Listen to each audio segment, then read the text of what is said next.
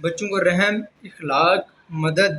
کی تعلیم ضرور دیں، لیکن بے بسی کی صورت میں نہیں، کیونکہ ہمارے تعلیمی نظام میں کتابوں سے لے کر لیکچر تک یہی بتایا جاتا ہے کہ کسی پیاسے کو پانی پلا دینا، کسی بھوکے کو روٹی کھلا دینا، درخت لگا دینا اور کسی نابینا شخص کو روڈ کراس کروا دینا صدقہ جاریہ ہے۔ یہ چیزیں بے شک صدقہ جاریہ ہیں، لیکن اسکول، کالج اور یونیورسٹی کے اندر آنے والے طالب علم کو بھی اگر یہی ویژن اور مقصد دینا ہے تو پھر کیا فائدہ؟ حالانکہ جب اسے بتایا جا سکتا ہے کہ آپ کی وجہ سے کوئی ٹرسٹ چلتا ہو، کسی لاوارث کا کفن دفن ہوتا ہو، کسی غریب کی بیٹی کا جہیز بنتا ہو یا کسی نادار کا چولہا جلتا ہو، لیکن اتنا بڑا خواب دکھانے سے پہلے اس بندے کے اندر، اس بچے کے اندر اس یقین اور جرأت کو جگانا ہوتا ہے جس سے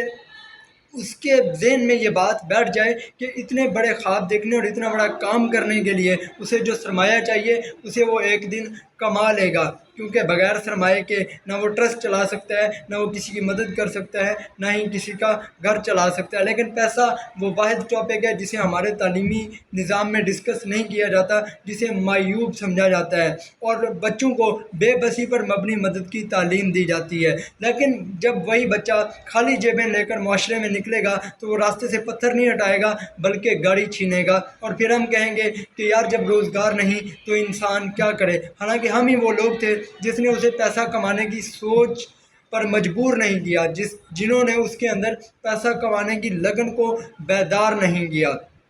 پیسہ وہ واحد ٹاپک ہے جو ہمارے